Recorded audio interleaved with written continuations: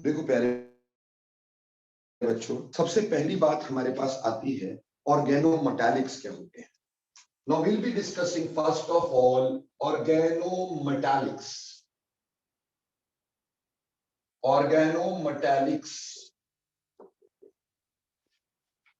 Now what do you mean by organometallics? बेटा, ऐसा particular चीज जहां पे मेटल का डायरेक्ट बॉन्ड ऑर्गेनिक कार्बन के साथ होता है उसको ऑर्गेनोमेटालिक कहते हैं। ठीक, मेटल का direct bond organic, you can say organic carbon के साथ होता है तो उसको ऑर्गेनोमेटालिक कहते हैं। जैसे बेटा, एक तुमने हर बार पढ़ा है RMgX। RMgX बोले बेटे, ये कभी आपने पढ़ा होगा, ग्रिग्नार्ड रिएजेंट इसको बोलते हैं, पता है आपको? ठीक है ना। तो ग्रिग्नार्ड रिएजेंट में बेटे ये अल्काइल पार्ट है, जैसे ये CH3 हो गया, इसका मेटल के साथ डायरेक्ट बॉन्ड बना, so this is an organometallic. इसी तरह से बेटे हमारे पास एक आता है tetra ethyl lead. Tetra ethyl lead, जैसे इथाइल है C2H5 और इसमें ये लगा 4 और ये टेट्रा इथाइल लेड हो गया। अब ये इथाइल का डायरेक्ट बॉन्ड किसके साथ है? लेड के साथ है, तो इसको अपन टेट्रा इथाइल लेड बोल देते हैं। I think so it is not clear enough. This is another example of you can say organometallic. इसी तरह से हम बोल सकते हैं टेट्राइथाइल C2H5 का होल 4SN। ठीक, this is also organometallic, but बेटे इसमें ऑर्गेनिक कार्बन का डायरेक्ट बॉन्ड होना चाहिए। जैसे पुत्र, अगर मैं लिख देता हूं से C2H5ONA, will that be called as organometallic? No बेटा, ये ऑर्गेनोमेटालिक नहीं है। क्यों ऑर्गेनोमेटालिक नहीं है बेटा? क्योंकि यह मेटल का डायरेक्ट बॉन्ड कार्बन से नहीं है, यहां मेटल का बॉन्ड ऑक्सीजन के साथ बना है, सो this is not an organometallic. जैसे हमारे पास आ जाता है टाइटेनियम का try ethoxide, so this is again not an organometallic, ये भी ऑर्गेनोमेटालिक नहीं है, क्योंकि इसमें कार्बन का डायरेक्ट बॉन्ड जो है वो टाइटेनियम के साथ नहीं है प्यारे बच्चों।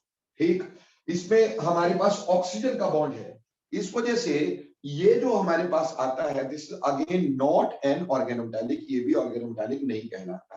तो ऑर्गेनोमेटालिक वो होते हैं बेटा जिसमें मेटल का डायरेक्ट बॉन्ड कार्बन के साथ हो।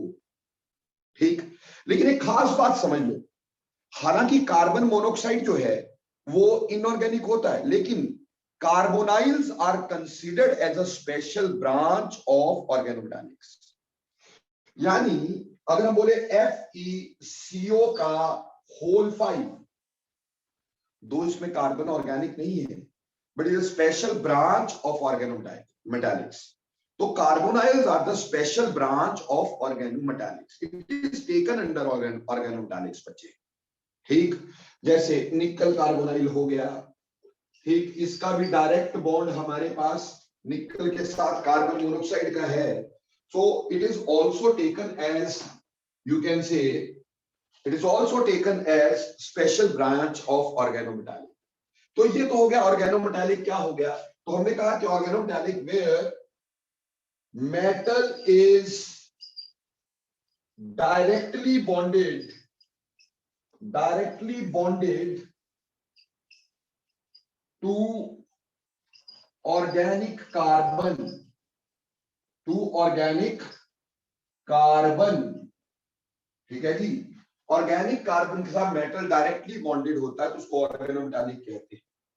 अब ऑर्गेनोमेटालिक तो समझ में आया क्या होते हैं क्या नहीं होते हैं, लेकिन ऑर्गेनोमेटालिक के टाइप्स कितने तरह के होते हैं, कितनी तरह के ऑर्गेनोमेटालिक हमारे पास होते हैं? देखो बेटे, हमारे पास 3 तरह के बेसिकली ऑर्गेनोमेटालिक होते हैं। एक होता है sigma bonded organometallic, sigma bonded organometallic. दूसरे होते बेटा जिनको हम बोलते हैं pi bonded organometallic, pi bonded organometallic. तीसरे होते बेटा जिसको हम लोग बोलते हैं sigma as well as pi bonded organometallic. Pi bonded organometallic, ये 3 तरह के होते हैं। ठीक, पहले सिग्मा बॉन्डेड, बेटे जिसमें मेटल के साथ सिग्मा बॉन्ड बनता है, ठीक, ऑर्गेनिक कार्बन का, उसको सिग्मा बॉन्डेड बोलते हैं। जैसे ग्रिग्नार्ड रिएजेंट हो गया RMgX। अब यहां मेटल के साथ हमारे पास कौन सा बॉन्ड है बेटा? मेटल के साथ हमारा सिग्मा बॉन्ड है, सो this is sigma bonded organometallic. उसी तरह से C2H5 whole 4 PB tetraethyl lead, that is again a sigma bonded organometallic। इसी तरह से C2H5 का whole 4 SN10, ये हमारे पास ऑर्गेनोमेटालिक हो गया। तो इस तरह से सिग्मा बॉन्डेड ऑर्गेनोमेटालिक हो गया बेटा। ठीक, एक पाई बॉन्डेड होते हैं जिसमें पाई बॉन्ड जो है वो पाई इलेक्ट्रॉन्स पार्टिसिपेट करते हैं। जैसे इसमें सिग्मा इलेक्ट्रॉन्स पार्टिसिपेट कर रहे हैं, इसमें पाई इलेक्ट्रॉन्स पार्टिसिपेट करते हैं बेटा। ठीक, जैसे कि अगर हम इसमें एग्जांपल लेते हैं पाई बॉन्डेड में, तो कई तरह के एग्जांपल हमारे पास आते हैं। जैसे सबसे इंपॉर्टेंट एग्जांपल हमारे पास होता है जिसको बोलते हैं जीज सॉल्ट। जीज सॉल्ट, अब जीज सॉल्ट क्या होता है बेटा? जी सॉल्ट होता है KPTCl और यहां पे CH2 डबल बॉन्ड CH2। ठीक है बच्चा लोग, अब यहां पे अगर हम स्ट्रक्चर देखते हैं तो यहां पाई बॉन्ड के थ्रू लिगेशन होती है। Ligation is through pi bond. जैसे कि इसको बनाए तो PT, यहां पे एक Cl, यहां दूसरा Cl, यहां तीसरा Cl, और यहां लिगेशन जो है वो पाई बॉन्ड के थ्रू हुई बेटा। ठीक है जी, वो पाई बॉन्ड के थ्रू हुई है। तो this is a pi bonded organometallic. Got it? ऐसे ही बेटा कुछ हमारे पास होते हैं जिनको बोलते हैं सैंडविच कॉम्प्लेक्सेस। Sandwich complexes. अब बेटे सैंडविच कॉम्प्लेक्सेस क्या होते हैं प्यारे बच्चों? देखो बेटा, सैंडविच कॉम्प्लेक्सेस की अगर बात करें तो सैंडविच कॉम्प्लेक्सेस जैसे कि हम बोलते हैं डाई बेंजीन क्रोमियम। ठीक, डाई बेंजीन क्रोमियम का मतलब क्या है? ये 2 बेंजीन रिंग है, ठीक है जी, और क्रोमियम इसके बेंजीन रिंग के पाई इलेक्ट्रॉन के साथ कोऑर्डिनेट कर रही है। ठीक, it is joining two that of pi electron.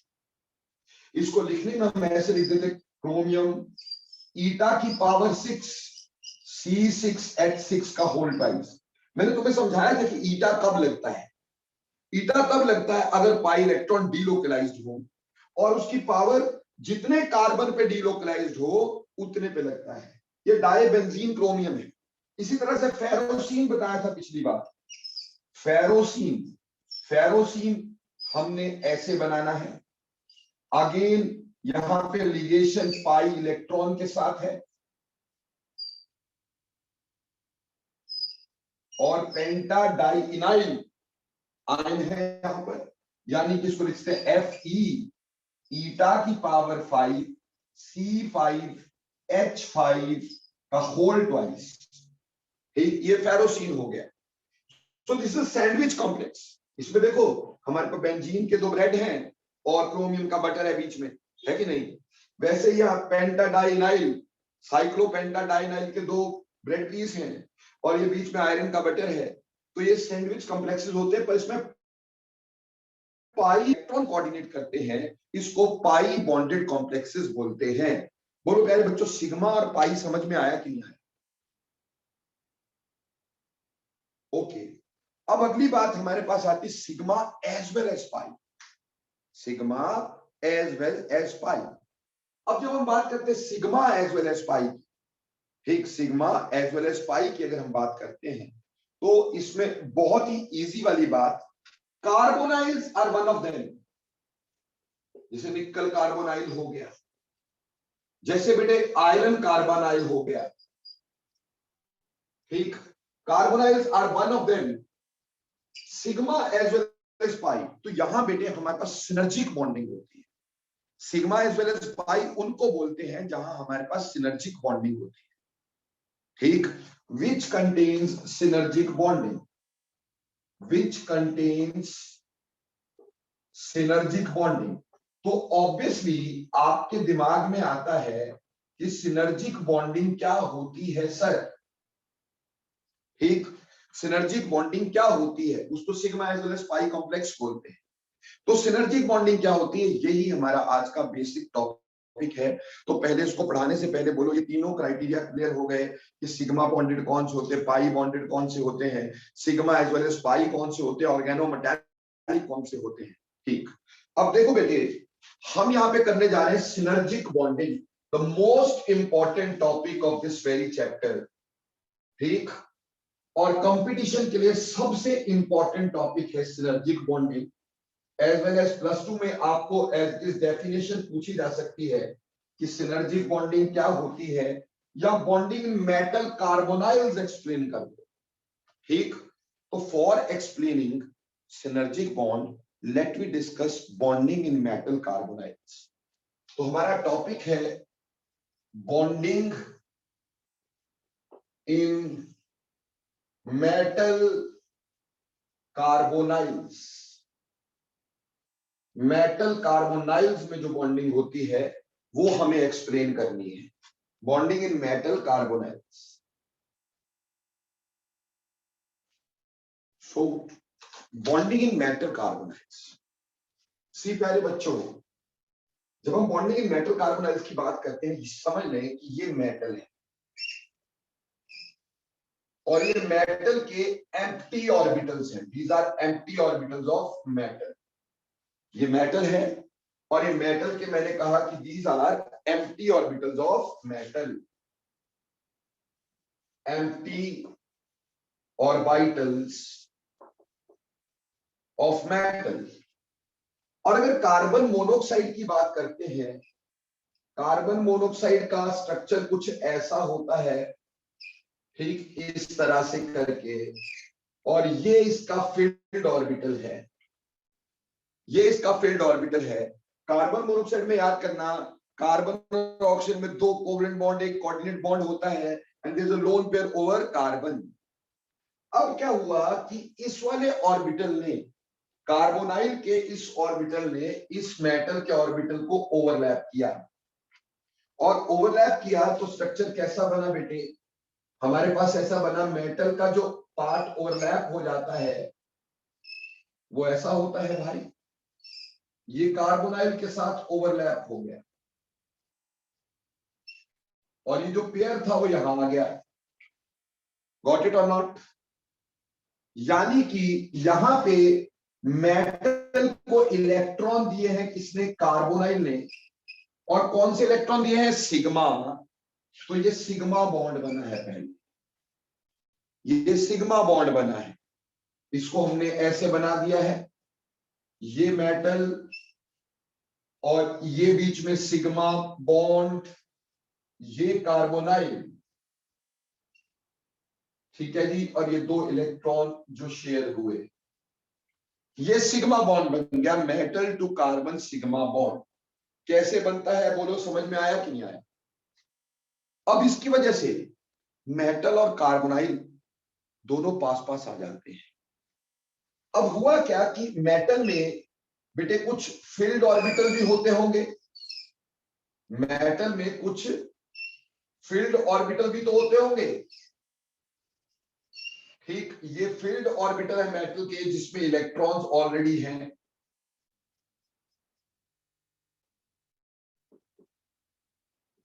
ठीक, और कार्बोनाइल के साथ सिग्मा बॉन्ड तो बना ही हुआ है, ठीक, और कार्बोनाइल के ये वेकेंट एंटी बॉन्डिंग ऑर्बिटल होते हैं, कार्बोनाइल के वेकेंट एंटी बॉन्डिंग ऑर्बिटल होते हैं। So these are filled orbitals of metal, ये फील्ड ऑर्बिटल्स है मेटल के, और ये वेकेंट एंटी बॉन्डिंग ऑर्बिटल्स, ये वेकेंट एंटी बॉन्डिंग ऑर्बिटल्स है।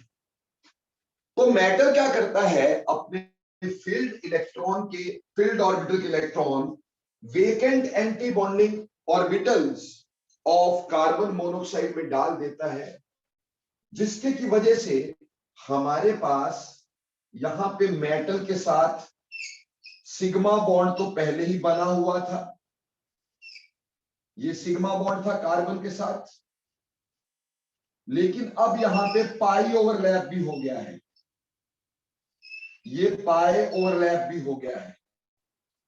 ठीक है जी, इन्होंने ओवरलैप किया है। ठीक, हम इसको ओवरलैपिंग के हिसाब से पहले दिखा देते हैं ताकि किसी को कोई दिक्कत ना आए।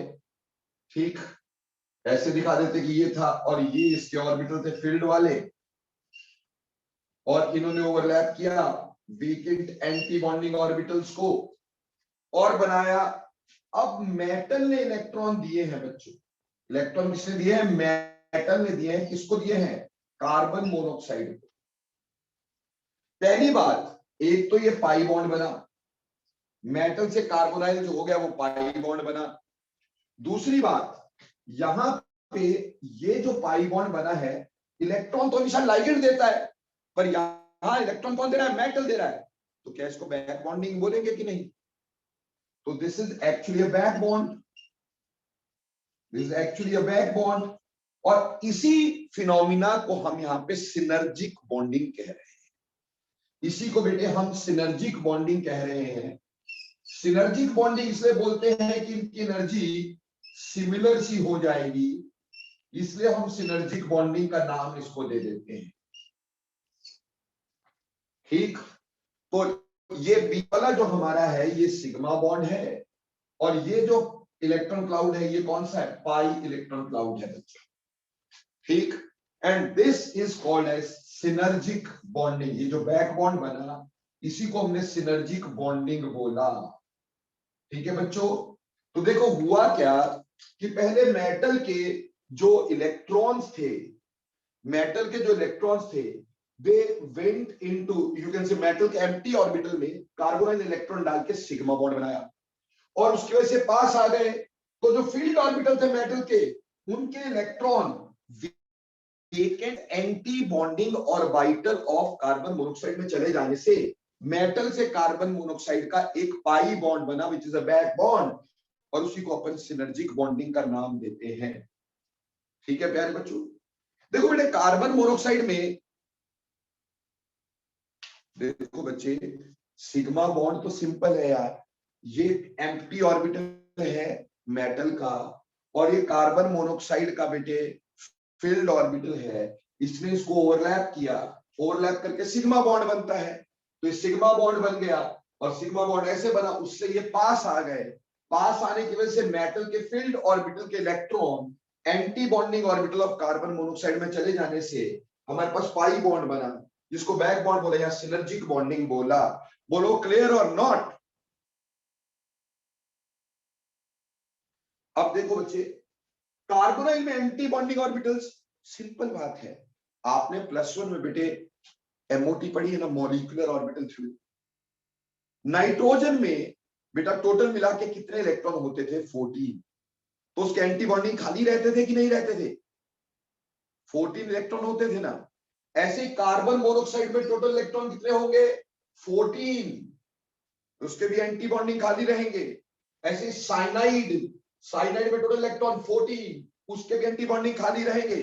तो साइनाइड, कार्बोनाइल, ऐसे लाइगेंड क्या कर सकते हैं? सिनर्जिक बॉन्डिंग बना सकते हैं, क्योंकि उसमें एम्प्टी ऑर्बिटल खाली रहते हैं एंटी बॉन्डिंग वाले। तो मेटल की फील्ड ऑर्बिटल इलेक्ट्रॉन उसमें डाल देते हैं, चाहे कार्बोनिल हो चाहे साइनाइड। इसी तरह से मेटल एल्कीन की भी बॉन्डिंग होती है, इसी तरह से मेटल एल्कीन की भी बॉन्डिंग होती है। और उसको समझाने से पहले आप थोड़ा सा यहां ध्यान देंगे। पहले तो ये बता दो, ये समझ आ गया तो फटाफट यस लिखो ताकि मैं आगे चलूं। ओके, सोनी का बिटिया समझ में आ गया?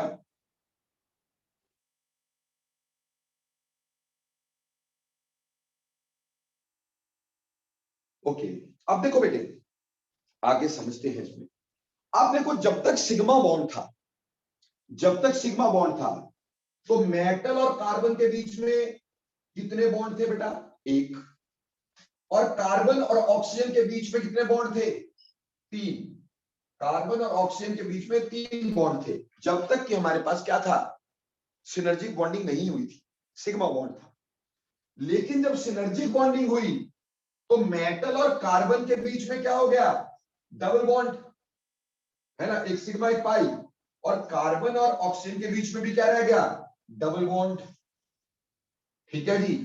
कहने का मतलब अगर आप ध्यान दोगे तो हुआ क्या कि मेटल से कार्बन का जो बॉन्ड ऑर्डर है, बॉन्ड ऑर्डर, वो सिनर्जिक बॉन्डिंग की वजह से इंक्रीज हो गया। बॉन्ड ऑर्डर इंक्रीज हो गया बेटा, है ना। पहले एक बॉन्ड था, अभी 2 हो गए। और वहीं पर कार्बन से ऑक्सीजन का जो बॉन्ड ऑर्डर था वो डिक्रीज हो गया। तो सिनर्जिक बॉन्डिंग की वजह से, due to synergic bonding, due to synergic bonding क्या फर्क पड़ता है बेटे? Due to synergic bonding metal से कार्बन का बॉन्ड लेंथ छोटा होगा, क्योंकि बॉन्ड ऑर्डर बढ़ेगा। अगर बॉन्ड ऑर्डर बढ़ा तो बेटा बॉन्ड एनर्जी भी बढ़ेगी, लेकिन बॉन्ड लेंथ छोटी हो जाएगी। यानी मेटल से कार्बन की जो बॉन्ड लेंथ होनी थी सिनर्जिक बॉन्ड की वजह से छोटी हो जाएगी, और कार्बन से ऑक्सीजन की जो बॉन्ड लेंथ होनी थी वो सिनर्जिक बॉन्डिंग की वजह से बड़ी हो जाएगी। क्यों? उसका बॉन्ड ऑर्डर कम हो जाएगा। ये 3 से 2 बन गया, बॉन्ड ऑर्डर में डिक्रीज हो गया। जबकि ये 1 से 2 बन गया, बॉन्ड ऑर्डर में इंक्रीज हो गया। बोलो ये बात क्लियर हुई? क्योंकि आगे जितने क्वेश्चन करवाने मैंने इसी के बेसिस पे करवाने।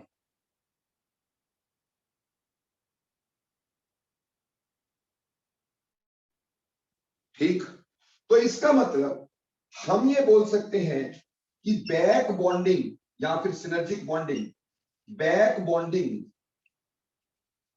जितनी ज्यादा होगी, जितनी ज्यादा बैक बॉन्डिंग होगी, बॉन्ड ऑर्डर उतना इंक्रीज हो जाएगा, is directly proportional to bond order of metal to carbon and inversely proportional to bond length of and inversely proportional to bond length of metal to carbon, metal to carbon।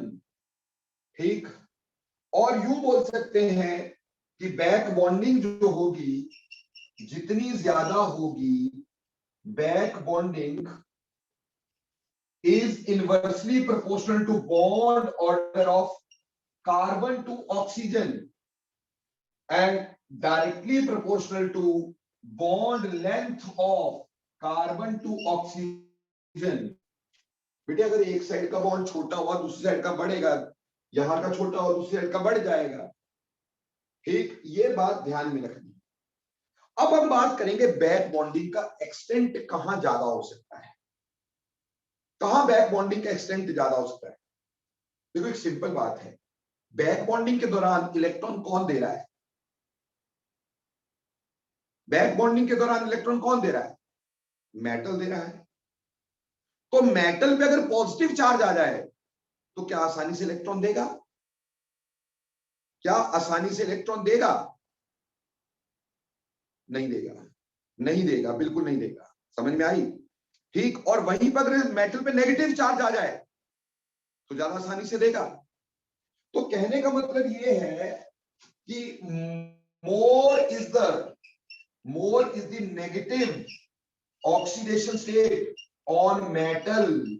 जितना metal पे negative oxidation state होगी उतनी back bonding ज्यादा होगी। मोर is the negative oxidation state of metal, ठीक, उतनी back bonding ज्यादा। और मोर is the positive oxidation state, उतनी बैक बॉन्डिंग कम। ठीक, जैसे आपने बेटा नोट कर लिया, मिटा दो ये सारा कुछ।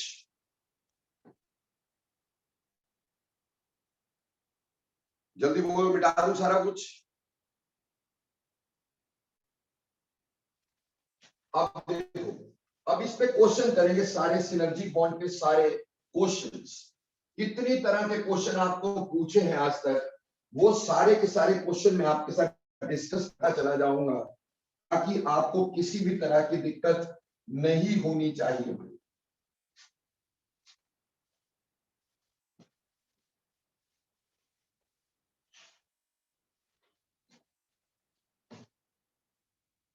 देखो बेटे, सबसे पहला क्वेश्चन नंबर 1 है, in which of the following, in which of the following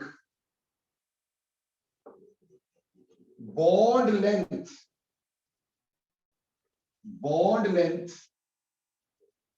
of C2O is maximum।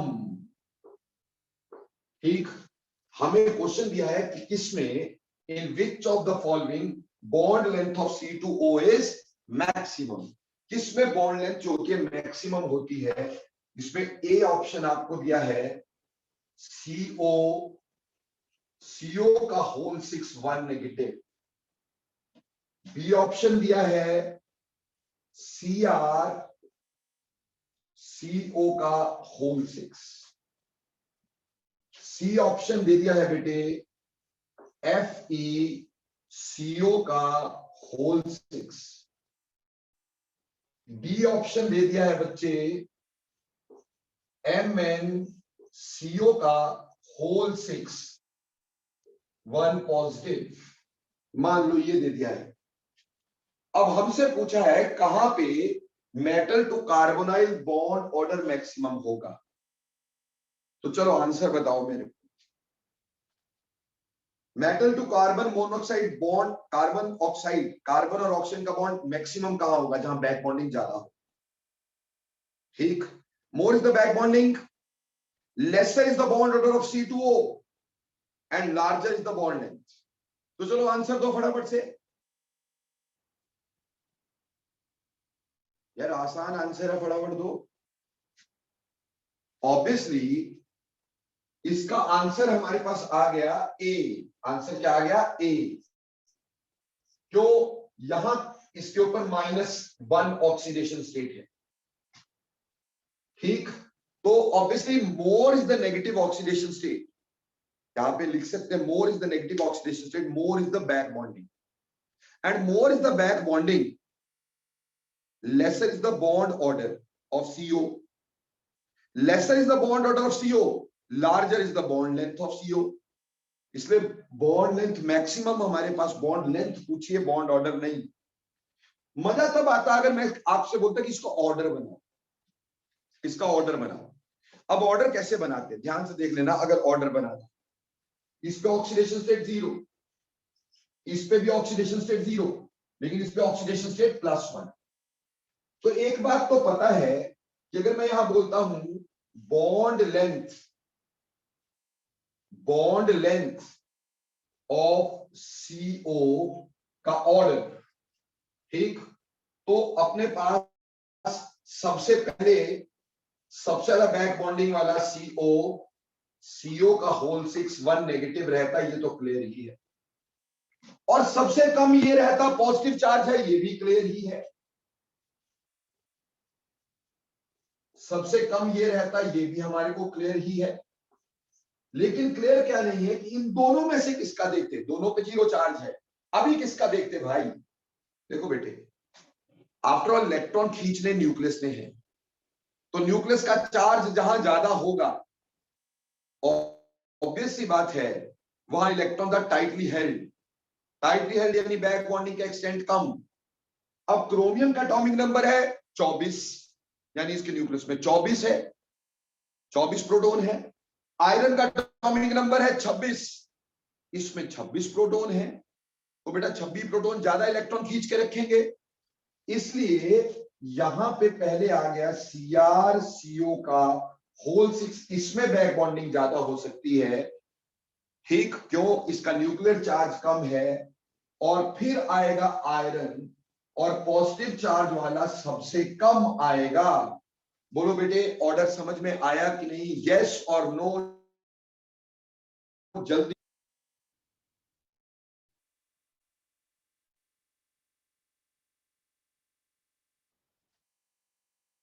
Okay, ये तो पहली बात हो गई, ये तो पहली बात हो गई। अब एक क्वेश्चन और देखते हैं यहां पर। ठीक, क्वेश्चन में हमें बोला गया, बोला bond length of Fe2CO is Fe2CO is 1.128 angstroms. Bond length of Fe2CO is 1.128 angstrom. Find the bond length. Find the bond length of Fe2CO in FeCO का होल 5. FeCO का होल 5. ठीक, हमें ये बोला है कि एक्चुअली बॉन्ड लेंथ इतनी होनी चाहिए, पर आपने FeCO का होल 5 में बॉन्ड लेंथ निकालनी है. इसके 4 ऑप्शन हमें दे दिए गए हैं. A 1.128, ठीक, B 1.15 एंगस्ट्रॉम्स, ठीक, C 1.72 एंगस्ट्रॉम्स और D 1.18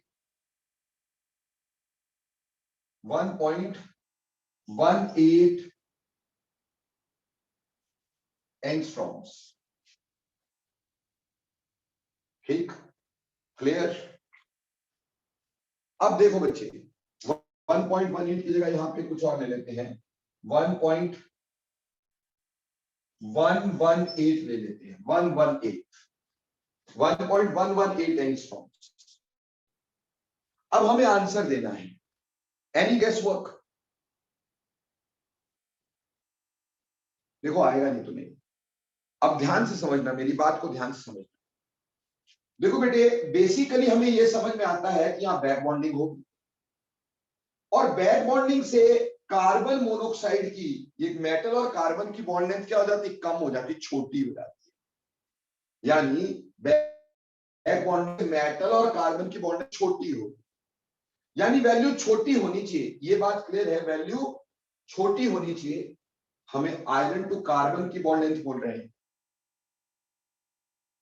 दोबारा से ध्यान से सुन लो बेटे, क्या कह रहा हूं मैं, ध्यान से सुन लेना. देखो, हमें मेटल से, यहां मेटल से कार्बन की बॉन्ड लेंथ पूछी, मेटल से कार्बन की बॉन्ड लेंथ पूछी है बेटा. ठीक, अब बैक बॉन्डिंग होगी. बैक बॉन्डिंग की वजह से मेटल से कार्बोनेट का बॉन्ड ऑर्डर बढ़ता है, तो बॉन्ड लेंथ छोटी होती है. तो बॉन्ड लेंथ छोटी होनी है, ये पक्का है, बॉन्ड लेंथ छोटी होनी है. क्लियर. मेटल से कार्बन की बॉन्ड लेंथ छोटी होनी है due to back bonding. Bond energy बढ़ेगी, बॉन्ड लेंथ छोटी. बोलो क्लियर ना ये बात? अब उसकी वजह से एक बात तो ये तो आंसर हो नहीं सकता, बराबर रह नहीं सकती. ठीक, यहां पे 1 to 8 है, जहां 1 5 हो गया, यानी ये थोड़ी सी बढ़ गई बेटा, ये थोड़ी सी बढ़ गई है. बढ़नी थोड़ी चाहिए, बढ़नी चाहिए क्या? बॉन्ड लेंथ जो है वो क्या होनी चाहिए? कम होनी चाहिए. तो ये भी आंसर नहीं हो सकता.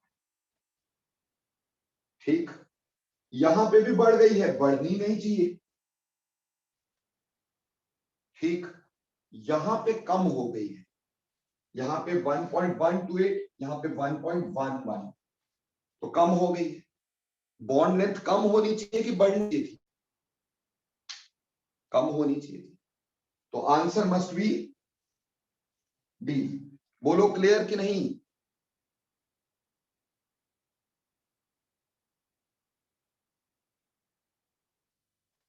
बेटा मेरे को आंसर नहीं आ रहा आप लोगों के. ओके, ठीक. लेकिन एक बात समझ लेना, बॉन्ड लेंथ में फर्क बहुत ज्यादा नहीं होता, सिर्फ डेसिमल के सेकंड डिजिट पे फर्क पड़ता है, फर्स्ट डिजिट चेंज नहीं होता बेटा. ये ध्यान रखना कि फर्स्ट डिजिट का चेंज नहीं होता बच्चे. ठीक, सेकंड का फर्क होता. अगर मान लो मैं यहां पे ऐसा बोलता कि bond length of carbon to oxygen is this. इस क्वेश्चन को चेंज करते हैं और बोलते हैं find the bond length of carbon to oxygen in this.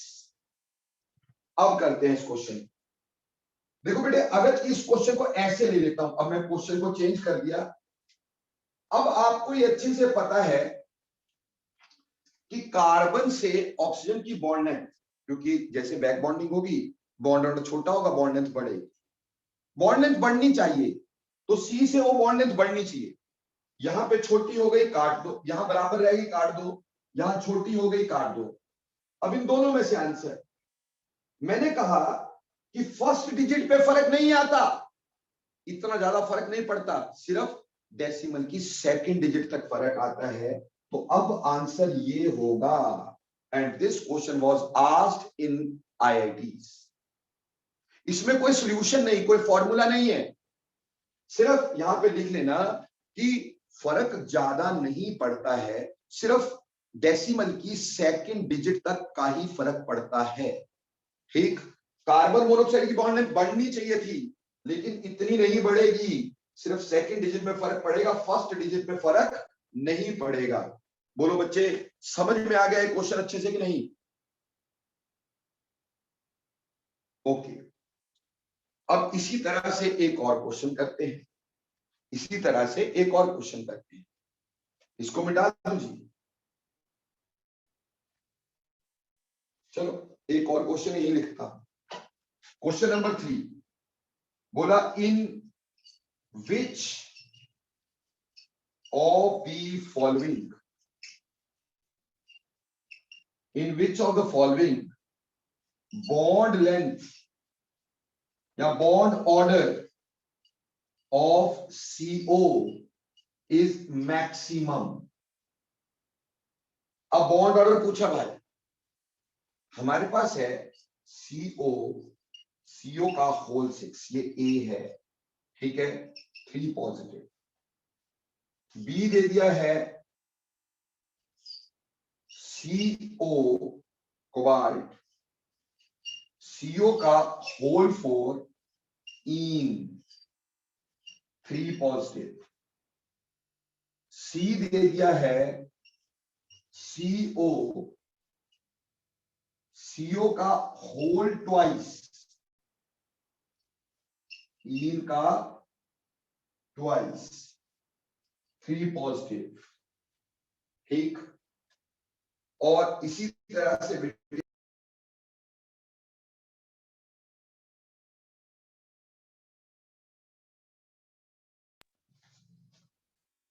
से डी दे देते हैं CO इन का होल थ्राइस, या ऐसा ले लेते हैं इन का होल ट्वाइस, CO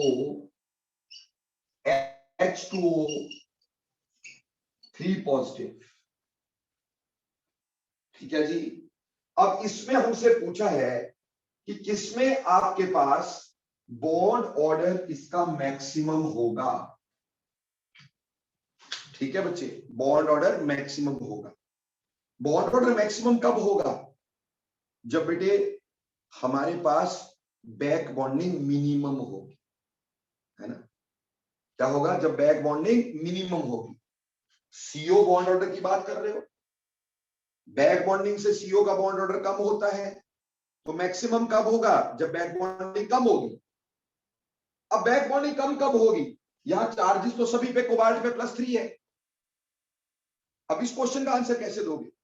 सभी पे +3 है। देखो बेटा, सिंपल बात, यहां 6 कार्बोनाइल बैक बॉन्डिंग में इन्वॉल्व होंगे, यहां 4 कार्बोनाइल बैक बॉन्डिंग में इन्वॉल्व होंगे, यहां 2 कार्बोनाइल बैक बॉन्डिंग में इन्वॉल्व होंगे, यहां 1 कार्बोनाइल बैक बॉन्डिंग में इन्वॉल्व होगा। ठीक, अब मेटल ने तो उतने ही बॉन्ड बनाने, मेटल ने तो उतने इलेक्ट्रॉन देने, ये नहीं कि अगर 6 कार्बन सभी को देगा, ऐसा तो नहीं करेगा ना भाई, इतने इलेक्ट्रॉन कहां से लाएगा? पर इसकी बैक बॉन्डिंग 6 कार्बन में बट जाएगी। कहने का मतलब उसका पार्ट एक तरह से रिजोनेंस होगी कि 6 के 6 पार्टिसिपेट कर सकते हैं, उनमें से कौन पार्टिसिपेट कर रहा हम बता ही नहीं पा रहे हैं, तो ये 6 में बट जाएगी बैक बॉन्डिंग। तो बैक बॉन्डिंग का एक्सटेंट कम हो जाएगा। यहां 4 में बटेगी, बैक बॉन्डिंग का एक्सटेंट थोड़ा बढ़ जाएगा। यहां 2 में बटेगी, बैक बॉन्डिंग का एक्सटेंट और बढ़ जाएगा। यहां अकेले में एक नहीं बैक बॉन्डिंग करनी, सारी बैक बॉन्डिंग यही करेगा। तो इस वजह से सबसे कम बैक बॉन्डिंग कहां आई? ए में, जहां पे 6 पार्ट्स में बट गई है हमारे पास। इस वजह से सबसे कम बैक बॉन्डिंग से CO bond order is maximum. इसलिए आंसर क्या आएगा? ए आ जाएगा बेटे। आंसर क्या आ जाएगा? ए आ जाएगा। बोलो प्यारे बच्चों, समझ में आया? मेरी बात पता चल रही है?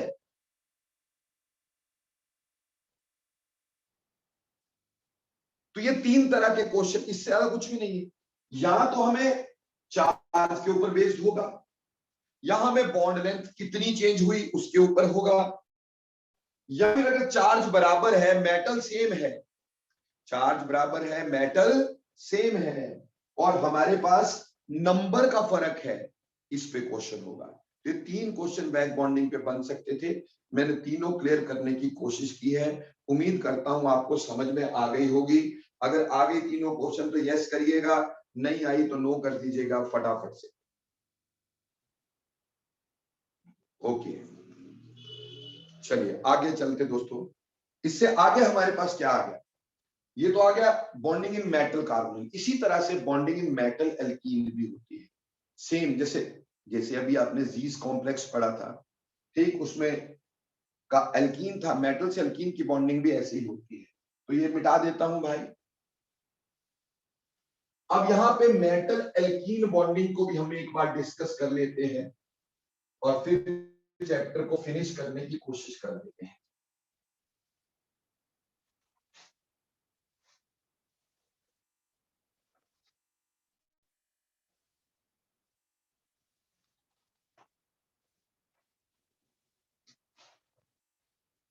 So bonding in metal alkenes,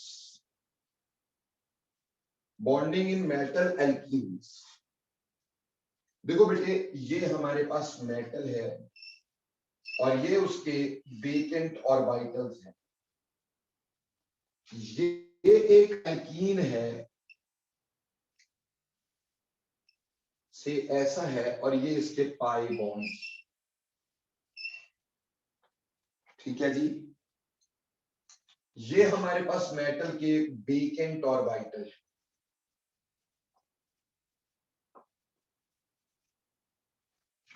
अब क्या होगा, ये पाई इलेक्ट्रॉन्स इसको ओवरलैप करेंगे, ठीक, और हमारे पास ये मेटल है, ये इसने ओवरलैप किया, पाई ऑर्बिटल्स में ओवरलैप कर दिया। देखो बेटे, ओवरलैप भले ही पाई इलेक्ट्रॉन्स का यूज किया है, पर बनाया तो sigma body, and to end overlap ही हो रहा है। तो ये मेटल से एल्कीन ने इलेक्ट्रॉन दिए, दिए पाई इलेक्ट्रॉन्स हैं, ठीक, दिए पाई इलेक्ट्रॉन पर बना क्या रहा है? Sigma bond. बना तो सिग्मा बॉन्ड ही रहा है। पाई बॉन्ड में तो इसके भी दोनों ऑर्बिटल ओवरलैप करते, ठीक, पर उसकी वजह से क्या हुआ, उसकी वजह से जो मेटल है ये इस एल्कीन के बहुत पास आ गया, और CH2 में टोटल इलेक्ट्रॉन 10 हुए, तो इसके एंटी बॉन्डिंग भी खाली होंगे, ये इसके वेकेंट एंटी बॉन्डिंग ऑर्बिटल होंगे, ये वेकेंट एंटी बॉन्डिंग ऑर्बिटल होंगे, वेकेंट एंटी बॉन्डिंग ऑर्बिटल्स, और ऐसे ही मेटल के फील्ड ऑर्बिटल होंगे।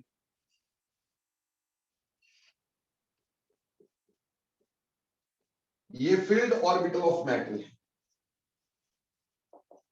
Field orbitals of metal.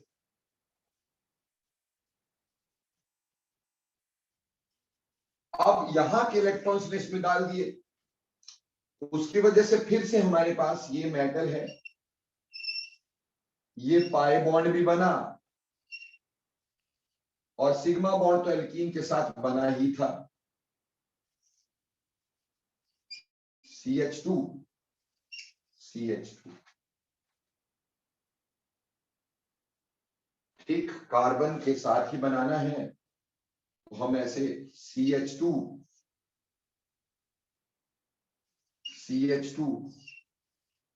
ऐसे बना दिए। ये बना पाई बॉन्ड और ये था सिग्मा। तो अगेन से अब मेटल ने इलेक्ट्रॉन दिए हैं एल्कीन को और ये बना रहा है pi bond. Again there is a back bond और सिनर्जिक बॉन्ड। तो यहां पे भी सिनर्जिक बॉन्डिंग या बैक बॉन्डिंग पाई गई है बच्चों। तो ये मेटल एल्कीन की बॉन्डिंग थी। तो उम्मीद करता हूं मेटल एल्कीन की बॉन्डिंग, मेटल कार्बोनाइल की बॉन्डिंग दोनों क्लियर हो गई होंगी। Excuse me sir. हाँ जी बेटे बोलो। सर यहाँ पे जो आपने बताया सर कि जब पाई बॉन्ड बनता है तो CH2 के जो खाली ऑर्बिटल्स हैं सर उसके साथ रिएक्ट इंटरसेक्ट होता है तो सर बट जो सिग्मा बॉन्ड है सर वो तो मतलब बीच वाले पाई के साथ बन रहा है ना। हाँ जी, सिग्मा बॉन्ड तो इसके साथ बन रहा है ना, ये पाई ऑर्बिटल्स के साथ। Yes sir. ठीक, इसको ओवरलैप किया मेटल में। लेकिन जो मेटल के फील्ड ऑर्बिटल है, ये तो एम्प्टी वाले थे, फील्ड ऑर्बिटल इसके एंटी बॉन्डिंग ऑर्बिटल को ओवरलैप कर रहे हैं बेटा। क्लियर? Okay sir. तो ये मेटल एल्कीन की बॉन्डिंग हो गई। ऐसे मेटल एल्कीन की बॉन्डिंग होती है बेटा। And similar things are there. This is also synergic bond. तो इस तरह से बेटे हमारे पास सिनर्जिक बॉन्डिंग खत्म होती है। उम्मीद करता हूं सिनर्जिक बॉन्डिंग अच्छे से समझ में आ गई होगी। अब चलते last part of this chapter, that is colors in coordination complexes. Color in coordination complexes. Color in coordination complexes. देखो बेटा, इसका कलर इन कोऑर्डिनेशन कॉम्प्लेक्सेस का हम डी ब्लॉक से जोड़ के लेते हैं। ठीक है, आपको डी ब्लॉक में कलर के 3 रीजन बताए गए। अगर हमारी मेटल की कॉन्फ़िगरेशन D1 से लेके D9 तक होती है, अगर मेटल की कॉन्फ़िगरेशन D1 से लेके D9 तक होती है, तो colour is due to D to D transition. Colour किसकी वजह से होता है? D टू D ट्रांजिशन की वजह से होता है। D1 से D9 के बीच की कॉन्फ़िगरेशन हो, जैसे इस पे क्वेश्चन आपको करवाए गए थे। ठीक, जैसे पहला क्वेश्चन हम ये बोल सकते हैं, हमें ये बोल दिया गया था कि SCCl3 is colorless, whereas TiCl3 is colored. इसका सर ने आपको रीजन दिया था बेटा। आपको बताया था स्कैंडियम जो होता है, स्कैंडियम का एटॉमिक नंबर Z21 होता है, कॉन्फ़िगरेशन 3D1 4s2 होती है। यहां पे ये +3 स्टेट में है, तो स्कैंडियम +3 जो होगा वो 3D0 हो जाएगा। अगर 3D0 हुआ तो no D to D transition, hence it is colorless, therefore colorless. ठीक, सिमिलरली अगर हम टाइटेनियम की बात करते हैं, ठीक, टाइटेनियम जो है उसका Z जो होता है वो 22 होता है, 3D2 4s2 कॉन्फ़िगरेशन हो गई। यहां टाइटेनियम भी +3 में है, तो +3 टाइटेनियम जो होगा उसका कॉन्फ़िगरेशन 3D1 रह जाएगा। सो यहां पे एक इलेक्ट्रॉन है, so D to D transition is possible. D to D transition is possible. Transition is possible. So D से D की ट्रांजिशन जो है वो पॉसिबल है बेटा, एंड therefore colored है, सिमिलरली हम एक और क्वेश्चन को यहां डिस्कस कर सकते हैं। कहा ZnSO4 is colorless, whereas NiSO4 is colored. Again, यहाँ CuSO4 is colored, you can say CuSO4 भी ले सकते हैं, ZnSO4 भी ले सकते हैं। अब देखो बच्चे, जिंक की कंफिग्रेशन, जिंक का Z जो होगा वो 30 होगा, इसलिए कंफिग्रेशन होगी 3D10 4s2। यहां जिंक +2 में है, तो जिंक +2 जो होगा उसकी कंफिग्रेशन होगी 3D10, यानी D में 10 है। अगर D में 10 हुए तो बेटा there is no D to D transition, no D to D transition. D से D में इलेक्ट्रॉन जाएंगे कैसे? D 0 में नहीं जा सकते, D 10 में कैसे जाएंगे? पूरा तो भरा है, तो no D to D transition, colourless. Whereas nickel की कंफिग्रेशन, निकल का Z 28, configuration 3D8 4s2, after giving 2 electrons, nickel 2 positive 3D8, so D1 से लेकर D9 के बीच में there can be D to D transition, hence it is colored। बोलो बेटे ये क्वेश्चन तो किए थे हमने कि नहीं किए थे? जल्दी करा करो यार, समझ में आया कि नहीं आया? यस बोलो, नो नो बोलो, आगे चले। अगली बात, अगर कंफिग्रेशन हमारे पास D0 हो, अगर कंफिग्रेशन D0 हो, metal high oxidation state like +5 +6 +7 में हो, and joined to small elements like oxygen, fluorine, nitrogen, so they are colored, they are actually colorless, but they are colored due to charge transfer, are colored due to charge transfer।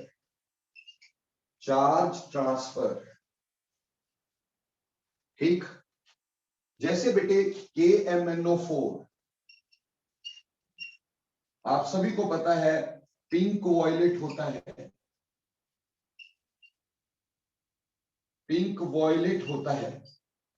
यहां manganese +7 में exist कर रहा है, और manganese की जो configuration होगी वो होगी 3D5 4s2, 25 एटॉमिक नंबर है 3D5 4s2। और मैग्नीज +7 की बात करेंगे तो वो D0 होगा। एक तो ऑक्सीडेशन स्टेट D0 है, ऑक्सीडेशन स्टेट बहुत हाई है और ऑक्सीजन से जुड़ा है, तो इसमें चार्ज ट्रांसफर होता है। कैसे? मेटल के ऊपर चार्ज इतना ज्यादा है और ऑक्सीजन छोटा होने की वजह से उसमें इंटरइलेक्ट्रॉनिक रिपल्शन, तो ऑक्सीजन के इलेक्ट्रॉन अपने ऑर्बिटल में ले लेता है, तो उसको चार्ज ट्रांसफर बोलते हैं। सिमिलरली एग्जांपल होगा K2Cr2O7, यहां क्रोमियम +6 स्टेट में है, ये भी ऑरेंज कलर का होता है। ठीक, रीजन अगेन, क्रोमियम की कॉन्फ़िगरेशन जानते हो 3D5 4s1 होती है। क्रोमियम यहां पे 6 पॉजिटिव आएगा तो 3D0 है बेटा, 3D0, चार्ज वेरी हाई और जुड़ा ऑक्सीजन के साथ, तो कलर है ड्यू टू चार्ज ट्रांसफर। जबकि यहां स्कैंडियम D0 था लेकिन चार्ज बड़ा नहीं था भाई, और जुड़ा भी क्लोरीन के साथ था, बड़े एटम के साथ, तो बड़े एटम के साथ जुड़ा, चार्ज भी ज्यादा नहीं, तो यहां चार्ज ट्रांसफर नहीं होगा। चार्ज ट्रांसफर तब होता है जब D0 होता है, एक बात। ठीक, और मेटल अपनी हाई ऑक्सीडेशन स्टेट में होता है, दूसरी बात। और छोटे छोटे एलिमेंट लाइक ऑक्सीजन, नाइट्रोजन और फ्लोरीन से जुड़ा था, तीसरी बात। बोलो प्यारे बच्चों, ये क्लियर कि नहीं?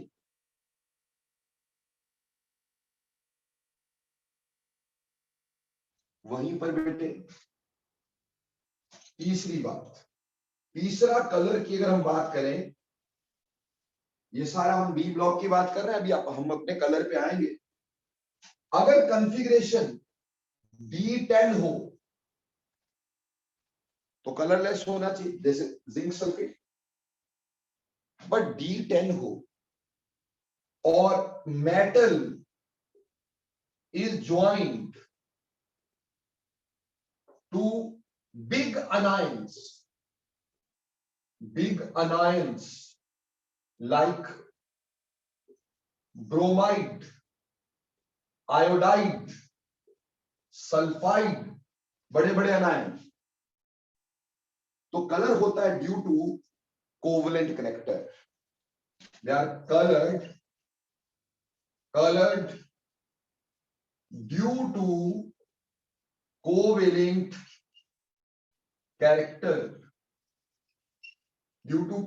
character।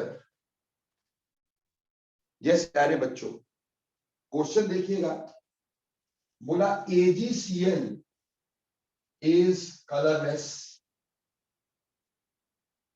whereas AgBr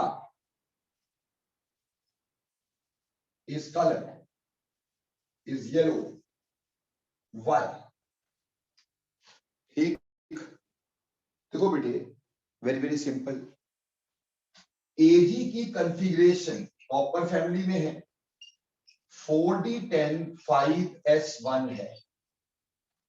यहां मेटल +1 ऑक्सीडेशन स्टेट में है, तो Ag1 पॉजिटिव 4D10 होगा। अगर D10 हुआ तो D2D ट्रांजिशन हो ही नहीं।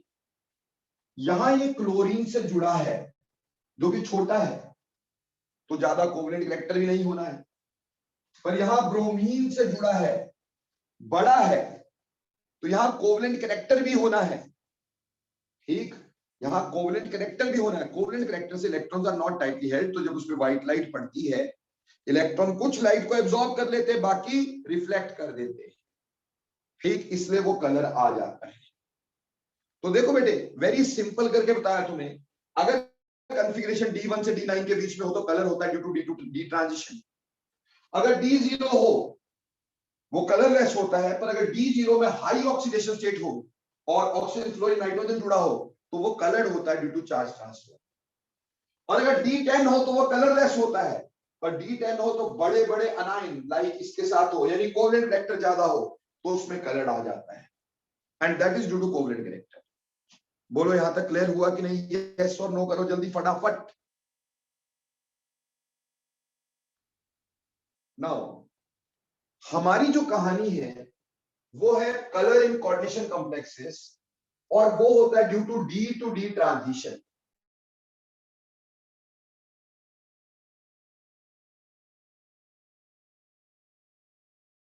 कोऑर्डिनेशन कॉम्प्लेक्सेस में हमारे पास D ट्रांजिशन ही होती है। कोऑर्डिनेशन कॉम्प्लेक्सेस में हमारे पास D ट्रांजिशन ही हुआ करती है। ठीक, अब इसमें देखो, हमने पढ़ा था कि कोऑर्डिनेशन कॉम्प्लेक्सेस में d ऑर्बिटल स्प्लिट अप हो जाते हैं दो पार्ट में। ठीक, ऑक्टाइडल कॉम्प्लेक्सेस में भी, टेट्राइडल कॉम्प्लेक्स में भी। ऑक्टाइडल में ऊपर लिख देते थे Eg और नीचे लिखते थे T2G। मान लो एक इलेक्ट्रॉन यहां है, अब हमने इसको लाइट दी, व्हाइट लाइट फेंकी, व्हाइट लाइट में से कुछ लाइट ये एब्जॉर्ब कर लेगा और ये इलेक्ट्रॉन जो होगा that will jump into the higher subshell. इसको बोला D ट्रांजिशन। ये D ट्रांजिशन हो गई, clear? This is D transition. पर कुछ व्हाइट में से एब्जॉर्ब हो गया और जो एब्जॉर्ब नहीं हुआ वो बाहर रिफ्लेक्ट हो गया, वो कलर आया, वो कलर आया। यानी होता क्या है कि डी में इलेक्ट्रॉन जब पड़े होते हैं, बाहर से जब आप लाइट डालते हो, डी ऑर्बिटल स्प्लिट अप हो चुके होते हैं, तो उस व्हाइट लाइट में से कुछ पार्ट वो एब्जॉर्ब कर लेता है। ठीक, जिसकी वजह से D ट्रांजिशन हो जाती है और बाकी पार्ट रिफ्लेक्ट कर देता है। उसकी वजह से कलर आता है। बोलो क्लियर हो गया ये कि नहीं? और इसका मतलब जो ये एब्जॉर्ब करेगा, रिफ्लेक्ट वाला कलर हमें दिखाई देता, ऑब्जर्व वाला नहीं। इसमें कॉम्प्लीमेंट्री कलर पढ़ाए गए। बोला कॉम्प्लीमेंट्री कलर देखना बहुत ही आसान है, हमारे पास होता है विबग्योर, और आपको समझाया कि वॉयलेट ठीक है, इंडिगो और ब्लू में ज्यादा फर्क हमें पता नहीं होता, हमने मिटा दिया। अब अपने से चौथा कलर कॉम्प्लीमेंट्री होता है, अपने से चौथा कलर कॉम्प्लीमेंट्री होता है। जैसे वॉयलेट का कॉम्प्लीमेंट्री कलर येलो, ब्लू का कॉम्प्लीमेंट्री कलर ऑरेंज, ग्रीन का कॉम्प्लीमेंट्री कलर रेड।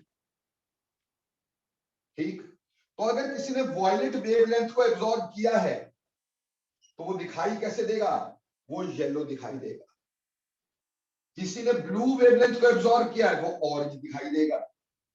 किसी ने ग्रीन को एब्जॉर्ब किया वो रेड दिखाई देगा, एंड वाइस वर्सा। बोलो कलर कैसे आता है, समझ में आया कि नहीं आया? हाँ जी। नाउ क्वेश्चन देखिएगा, ये आपके +2 में भी आया है और कंपटीशन में भी इनवेरिएबली ये क्वेश्चन पूछा गया है। आपको कहा अरेंज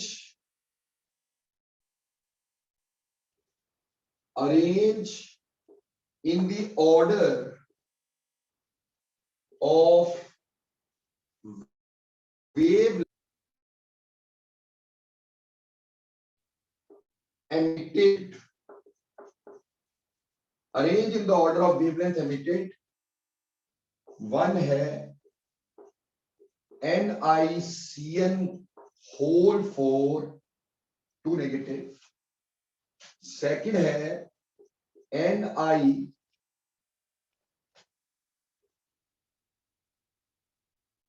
H2O का होल 4 2 पॉजिटिव, और थर्ड है NiCl का होल 4 2 नेगेटिव।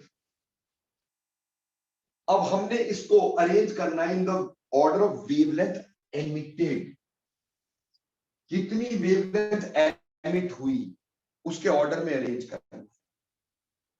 देखो बड़े सिंपल बात है, जितना स्ट्रॉन्ग कोई लाइगेंड होगा, जितना स्ट्रॉन्ग कोई लाइगेंड होगा उतना इसको स्प्लिट करेगा, उसकी CFSC ज्यादा होगी, स्प्लिट उतनी ज्यादा करेगा। अगर स्प्लिट उतनी ज्यादा करेगा तो यहां से यहां जाने के लिए एनर्जी एब्जॉर्ब ज्यादा होगी। अगर एनर्जी एब्जॉर्ब ज्यादा हुई तो एनर्जी रिलीज कम होगी। समझ में आई? Stronger is the ligand, more is the splitting, more is the splitting, more energy is absorbed to jump into D.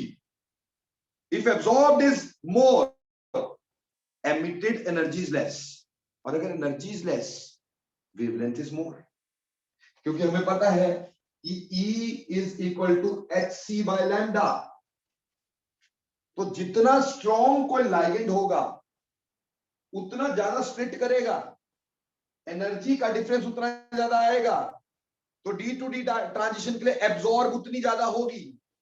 जितनी ज्यादा एब्जॉर्ब हुई रिफ्लेक्ट उतनी कम हुई, जितनी रिफ्लेक्ट कम हुई एनर्जी उसकी वेवलेंथ उतनी ज्यादा हुई। तो इसको सिंपल भाषा में ऐसे लिख सकते हैं, stronger is the ligand, stronger is the ligand, more is the wavelength emitted, more is the wavelength emitted. Emitted wavelength की बात हो रही है, एब्जॉर्ब की नहीं। एब्जॉर्ब वेवलेंथ कम होगी क्योंकि ऑब्वियसली एनर्जी ज्यादा होगी स्ट्रॉन्ग लाइगेंड के। क्लियर? तो इसमें स्ट्रॉन्गेस्ट लाइगेंड कौन सा भाई? साइनाइड। तो ऑर्डर क्या आ जाता? Order of wavelength emitted, wavelength emitted, ये ऑर्डर क्या रहता? हमारे को पता होता कि फर्स्ट की वेवलेंथ सबसे ज्यादा, then second, then third, cyanide सबसे स्ट्रॉन्ग, देन वाटर, और हेलोजन सबसे वीक। बोलो ये क्वेश्चन समझ में आया?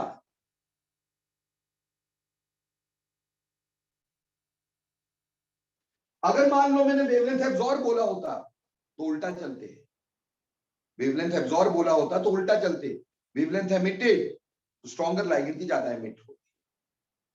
और अगर हमें वेवलेंथ दी तो एनर्जी निकाल सकते हैं, एनर्जी निकालने को पहले से दी है तो वेवलेंथ निकाल सकते हैं, यहां से सीएफएससी भी निकल सकती है ना बेटा। तो एनी हाउ ऐसे करके हमें पूछा जाएगा। अब मान लो इसके कलर के बारे में आइडिया लिया, इसका कलर कैसा होना चाहिए। देखो बेटे, अगर हम इस साइड जाते हैं तो वेवलेंथ इंक्रीज हो रही होती है कि नहीं, वॉयलेट से रेड की तरफ वेवलेंथ इंक्रीज होती है कि नहीं, ठीक। तो यहां वेवलेंथ सबसे ज्यादा होनी थी, स्ट्रॉन्गर लाइगेंड था, तो कलर लगभग ऑरेंज रेडिश जैसा हो सकता था। नॉट एग्जैक्टली है कि नहीं है ये नहीं बता रहा हूं, बात सिर्फ ये है कि इसको जज करते हम ये सोच सकते थे कि यहाँ वेवलेंथ एमिटेड ऐसी होनी थी तो ऑरेंजिश रेड के करीब होना चाहिए था, इसकी थोड़ी कम होनी चाहिए थी, ये उससे पीछे थोड़ा येलोइश ग्रीन या ग्रीनिश ब्लू के करीब होना था, ये उससे और भी पीछे चलते तो ब्लू वॉयलेट के करीब होना चाहिए था। ऐसे हम जज कर सकते कलर लगभग कैसा होना चाहिए। बाकी तो खैर वो एग्जैक्ट वेवलेंथ निकाली जा सकती है बाय एनर्जी कितनी निकली कितनी एब्जॉर्ब हुई, सीएफएससी पता हो और वेवलेंथ जो डाली उसकी एनर्जी पता हो, ठीक, तो हम ये देख सकते हैं कि कितनी एब्जॉर्ब हो गई कितनी रिलीज हो गई, उस एनर्जी की वेवलेंथ निकाल सकते हैं। पर बोलो आपको कलर क्यों होता है कोऑर्डिनेशन कॉम्प्लेक्स में और किसकी वेवलेंथ एमिटेड ज्यादा एब्जॉर्ब ज्यादा, ये सारा क्लियर हो गया कि नहीं हो गया। So this ends with your coordination complexes. रही बात यूज वूज, वो तो पढ़ लोगे भाई, जैसे cisplatin is used in cancer therapy, EDTA is used in you can say volumetric analysis, ठीक, हार्डनेस ऑफ वाटर में यूज होता है, ये सब तो मैं उसमें कुछ करवा नहीं सकता हूँ, ठीक। विल्किंसन कैटलिस्ट होता है सोडियम का, वो यूज होता है कैटलिस्ट में, ठीक, तो वो तुम पढ़ के कर सकते हो, उसमें मेरे को कुछ करवाने का कुछ है ही नहीं यूज का, तो यूज तुम आसानी से कर सकते हो, तो यूज तुम्हारी अपनी जिम्मेवारी रही। बाकी कोऑर्डिनेशन का मैंने पूरा चैप्टर करवा दिया है, बोलो क्लियर है कि नहीं है।